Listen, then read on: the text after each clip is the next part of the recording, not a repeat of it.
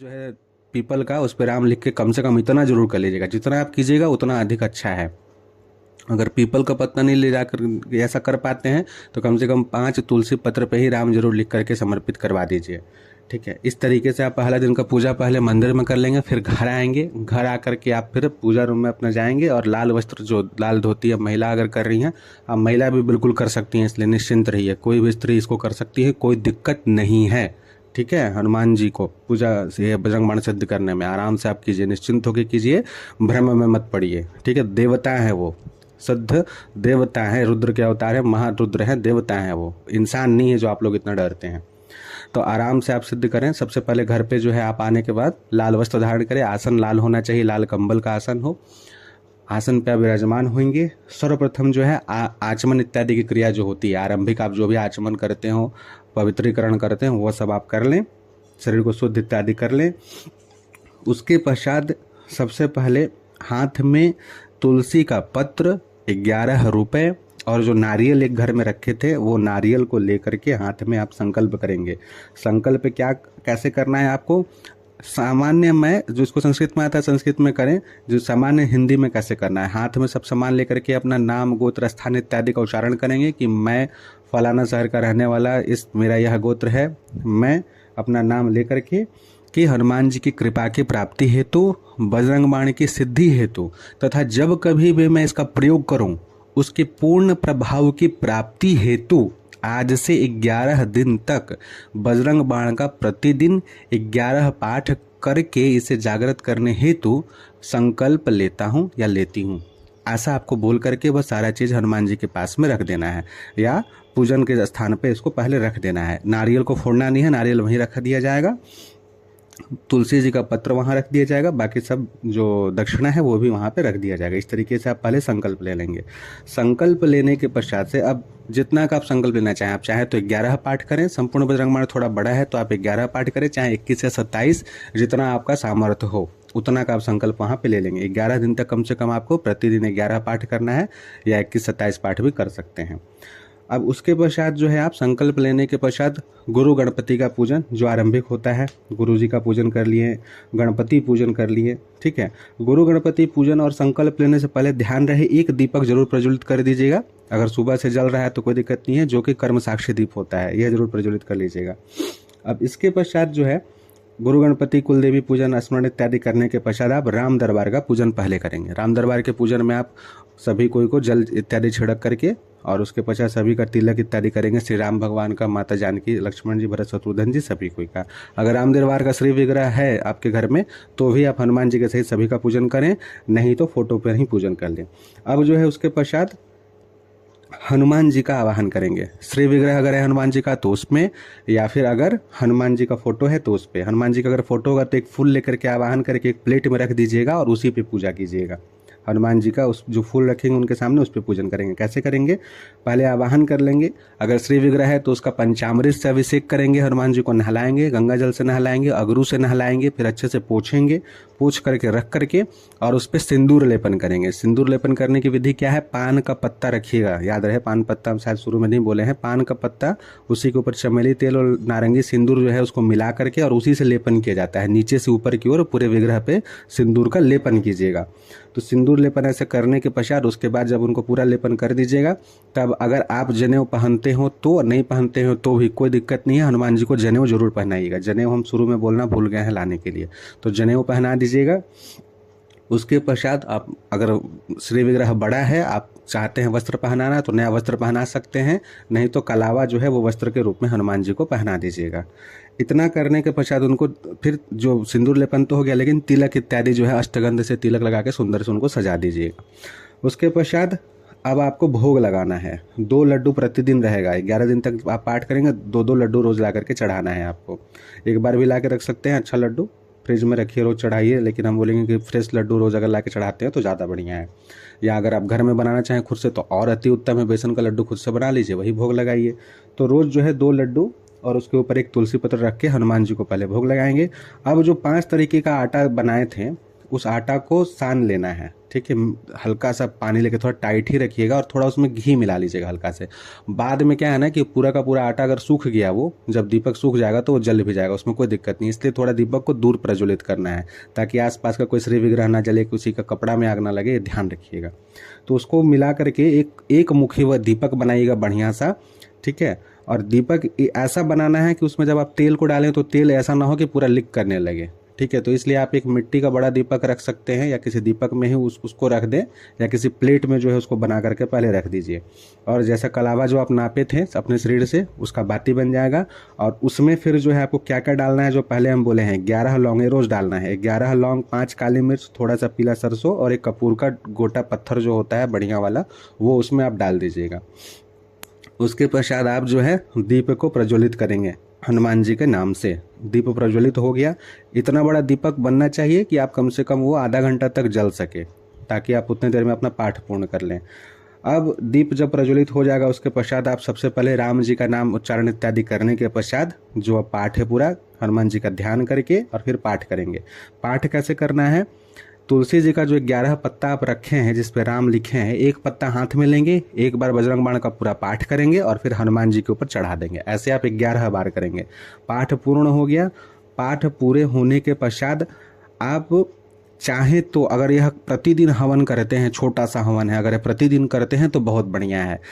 चूंकि बजरंग बाण एक साबर पद्धति है, साबर मंत्र है, बहुत ही अचूक है, जागृत है, तो इसका विधान जो है साबर पद्धति से होगा, जिसका एक लिंक हम दे रहे हैं वीडियो का, जिसमें साबर में हवन कैसे किया जाता है, वहाँ उसका पूरा विधि विधान हम बताए हैं। आप चाहें तो उस विधि से करते हैं, नहीं तो सामान्य भी गाय के गोबर के कंडे या फिर आम लकड़ी को छोटा सा किसी पात्र में, मिट्टी के पात्र या जिसमें भी आप करते हो हवन, उसमें जला करके पहले गुरु जी के नाम से एक आहुति घी और गूगल का इसमें आहुति देना है।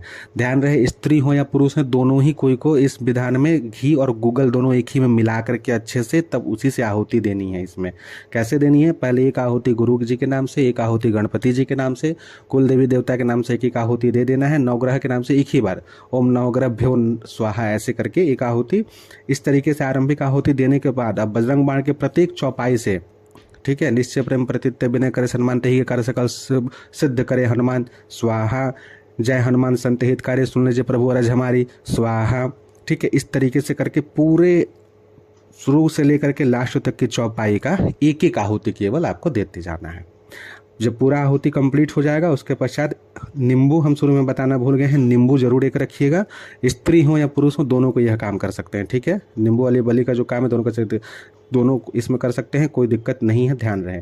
तो नींबू जो है वह काट करके और बिना निचोड़े हुए साबुत नींबू ही उस हवन में ही डाल देंगे और फिर प्रणाम कर लेंगे। उसके पश्चात अगर आरती करना चाहें तो आप हनुमान जी की आरती कर लीजिए, या फिर एक कपूर के ऊपर 2 लौंग रख करके भी आरती आप दिखा सकते हैं। 5 बार आरती दिखा करके रख दीजिए, क्षमा प्रार्थना करके सारा एक हाथ में जल लेकर के सारा जप जो है यह बोल करके कि आज का किया हुआ पूर्ण जप पूरे पुण्य का फल मैं हनुमान जी आपको समर्पित करता हूँ। श्री राम जी का नाम लेते हुए जय श्री राम बोलते हुए, या फिर जो आपकी श्रद्धा हो, जो मंत्र आता है, मैं बिल्कुल सरल बता रहा हूँ ताकि कोई मंत्र इत्यादि के कारण आप इसको क्लिष्ट ना समझें। वह हनुमान जी के दाहिने हाथ में, राइट हैंड में आपको समर्पित कर देना है। यह आपका काम हो गया। क्षमा प्रार्थना कर दिए। स्त्री हो, पुरुष हो, विवाहित हो, अविवाहित हो, सही तरीके से ब्रह्मचर्य का पालन करना है इन 11 दिनों में। मानसिक रूप से भी किसी भी प्रकार का कोई ब्रह्मचर्य खंडन ना हो, इस बात का विशेष आपको ध्यान रखना है। यह काम आप सुबह 8 बजे करें, 8 बजे से पहले करें, रात को करें। रात को करेंगे तो फिर आप उपवास तो नहीं रख पाएंगे, तो इसलिए सुबह सुबह इस काम को आप लोग किया कीजिए। यह जो विधि है सुबह ही कर लीजिए। अगर आप चाहें तो रात के समय में भी कर सकते हैं, लेकिन उसमें एक ही चीज़ का ध्यान रखना है कि लहसुन प्याज फिर दिन भर नहीं खाना होगा। आप खाना अगर पूरा सात्विक खाना खाते हो तो फिर चलेगा, नहीं तो अगर बाहर खाना वाना पड़ता होगा तब फिर आप मत करिए। जब तक सिद्धि का काल है, बाद में प्रयोग के काल में तो आप कभी भी कर लीजिएगा, कोई दिक्कत नहीं है, लेकिन सिद्धि काल में आपको इन सभी बातों का विशेष रूप से ध्यान रखना है। अगर आप रोज हवन नहीं करते हैं तो अंतिम दिन हवन करेंगे, और राम जी के नाम से भी कम से कम 5 आहुति जरूर देना चाहिए प्रतिदिन, ठीक है। जो सीता रामचंद्राय नमः बोलते हुए, नमः नहीं बोलना है, सीता रामचंद्राय स्वाहा, इतना भी कम से कम जरूर करना चाहिए। राम जी के नाम से आहुति इत्यादि देनी चाहिए।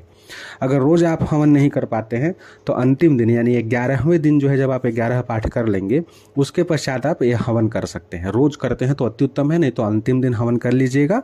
हवन करने के पश्चात समर्पण इत्यादि, आरती इत्यादि करने के पश्चात आप जो है फिर उस दिन मंदिर जाइएगा। अंतिम दिन 11वें दिन आपको चाहे वो कोई भी दिन पड़ रहा हो, उस दिन आप फिर मंदिर जाइएगा, मंदिर जा कर के हनुमान जी का फिर पूरा पूजा करेंगे। और एक जो नारियल पहला दिन आप रखे थे, उस नारियल को चाहे तो आप घर में भी फोड़ सकते हैं पूर्णाहुति के बाद। अंतिम दिन जो है, हाँ एक बात का ध्यान रखेंगे, जो लोग रोज हवन करेंगे वो भी, और जो अंतिम दिन हवन करेंगे वो भी। अंतिम दिन जब आप हवन करते हैं तो नींबू बलि देने के बाद एक नारियल जो होता है जिससे गड़ी का तेल बनता है, गड़ी जिसको बोला जाता है, उसको लाइएगा एक, उसको काट करके ऊपर में उसका मुख जिधर से वो पेड़ की तरफ लगे रहता है ना, उधर से काटा जाता है। उसको काट के उसके अंदर खीर भर सकते हैं या फिर गुड़ भर सकते हैं, और उसको लाल कपड़े में लपेट करके पूर्णाहुति दिया जाता है। तो उसको लाल कपड़े में लपेट के पान पत्ता के ऊपर रख करके पूर्णाहुति का मंत्र बोल करके और फिर लास्ट में रख दीजिएगा। गड़ी का गोला छोटा ही लाइएगा, ध्यान रखिएगा, क्योंकि आप लोग छोटा हवन करेंगे, हो सकता है पात्र छोटा हो, तो इसलिए छोटा गड़ी रखिएगा ताकि जल्दी से जल जाए, वो ऐसे बचे ना। तो इस तरीके से अंतिम दिन आप पूर्णाहुति कर लीजिएगा। और एक नारियल जो पहला दिन आप रखे थे उसको चाहे तो घर में भी पूर्णाहुति के बाद फोड़ करके प्रसाद के रूप में सभी कोई खा सकते हैं, या फिर इसमें कोई दिक्कत नहीं कि स्त्री पुरुष है तो ये नहीं खाएंगे वो नहीं खाएंगे, हर कोई खा सकता है प्रसाद। या फिर आप चाहें तो मंदिर में भी ले जा करके वहाँ चढ़ा करके और उसे भी प्रसाद रूप में घर में खा सकते हैं। अंतिम दिन एक काम और करना है कि जब आप अंतिम दिन मंदिर जाएंगे तो यथाशक्ति 1.25 किलो लड्डू कम से कम हनुमान जी को चढ़ा के, और कुछ ही लड्डू घर लाना है, बाकी उनको बोल देना है पंडित जी को कि पंडित जी आप बांट दीजिएगा सभी में, या आप खुद से भी चाहें तो वहाँ पे जो भी आए हों उन सभी को बांट सकते हैं। इस तरीके से आप जब कर लेते हैं तो बजरंग बाण आपके लिए जागृत और सिद्ध चैतन्य हो जाता है। प्रयोग की विधि क्या है, जब कभी भी आपको प्रयोग करना हो, जैसे मान लेते हैं घर में छोटा बच्चा है, वो बहुत रो रहा है, आपको लग रहा है कि कुछ इसको नज़र इत्यादि लग गया है, तो विभिन्न तरीके से इसका प्रयोग कर सकते हैं। बच्चे को हाथ में सरसों, पीला सरसों ले करके बजरंग बाण पूरा का पूरा पहले बोल करके कि हे हनुमान जी, और राम जी का नाम जरूर लेना है कि हे राम जी कृपा करें, हे सीताराम सीताराम बोल करके उसके पश्चात कि हे हनुमान जी मैं आपका बजरंग बाण का पाठ कर रहा हूँ, कृपया इसे जागृत करें, पूरे राय को अभिमंत्रित करें, इसे पूर्ण चैतन्य करें, और मैं उस बच्चे का नाम लेकर के कि उसके रक्षण हेतु, उसके ऊपर जो भी बाधा है उसे दूर करने हेतु मैं इसका प्रयोग कर रहा हूँ, इसे जागृत करें और मेरे कार्य को सिद्ध करें। ये बोल के एक बार बजरंग बाण का पाठ करेंगे, बच्चे के ऊपर से उल्टा 3 बार 7 बार जितना आप इच्छा हो उतारेंगे उसको, और घर से बाहर ले जा करके जला देंगे। ये एक तरीका का प्रयोग होगा। भस्म को उसी तरीके से अभिमंत्रित कर सकते हैं, और उसे आप खुद स्वयं भी लगा सकते हैं, हमेशा रक्षण होगा, किसी को दे भी सकते हैं घर परिवार में। धागा को कैसे अभिमंत्रित किया जाता है, तो 8 गांठ लगाया जाता है। अष्टसिद्धि 9 निधि के रहता हनुमान जी हैं, तो 8 गांठ से लेकर 18 गांठ तक लगाया जाता है, और जितना गांठ लगाएंगे उतना बार पाठ करना होता है। तो मान लीजिए आपके घर परिवार में किसी को कष्ट है, आप इसको सिद्ध किए हैं, कोई बच्चा बाहर पढ़ाई लिखाई कर रहा है, उसको कोई दिक्कत परेशानी हो रही है, या रात में कोई बच्चा डर बर रहा है, तो वैसे समय में लाल रंग का धागा मंगलवार के दिन पहले कच्चा दूध से धोएंगे, गोमूत्र से धोएंगे, और उसके पश्चात जो है पंचामृत से धो सकते हैं, नहीं तो गंगा जल से धोने के पश्चात उसमें फिर 8 गांठ लगाएंगे, और हर गांठ को पकड़ करके राम जी का नाम लेते हुए उसके पश्चात आप बजरंग बाण का पाठ हर गांठ पे एक बार करेंगे, यानी कि 8 बार आपको बजरंग बाण का पाठ करना है। और फिर हनुमान जी के पास रख के धूप दीप दिखा करके और एक कपूर के ऊपर 2 लौंग जला करके हनुमान जी से प्रार्थना करके वो धागा जो है बांध दीजिए, जिसको ये बांधना उसका पूर्ण रूप से रक्षण हो जाएगा। तो इस तरीके से बजरंग बाण को सिद्ध करके आप अनंत तरीके से प्रयोग कर सकते हैं। घर में बाधा है तो जल को अभिमंत्रित कीजिए शाम के समय में बजरंग बाण का पाठ करते हुए, और उस जल में थोड़ा सा गोमूत्र गंगा जल डाल करके और पूरे घर में छिड़किए। ठीक है। शत्रु के विषय में आपको पता है कि कौन सा शत्रु विचार कर्म कर रहा है, तो उसका एक अलग से हम विधि बता देंगे। आप लोगों को अगर ज़रूरत हो तो कमेंट कर दीजिए, टेलीग्राम ग्रुप में बोल दीजिए। सिद्ध करने के बाद अगर आप लोग सिद्ध करते हैं तो कि कैसे केवल बजरंग बाण के द्वारा शत्रु को स्तंभित किया जा सकता है, उसकी विद्या को बांधा जा सकता है। बहुत सारे प्रयोग हैं, हर विद्या का बहुत सारे प्रयोग है। आप चाहेंगे तो आराम से कर पाएंगे, लेकिन आपको मजबूत होना होगा, मनोबल उतना आपको सक्षम बनाना होगा, तो बहुत सारी चीज़ें हो जाएंगी। आशा करते हैं आज का विषय आपको काफ़ी आपके लिए लाभप्रद होगा। हालांकि वीडियो काफ़ी लंबा है, लेकिन एक एक विषय को हम क्लियर किए हैं। आप सभी इससे लाभ प्राप्त करें। जय मां विंध्यवासिनी, हर हर महादेव।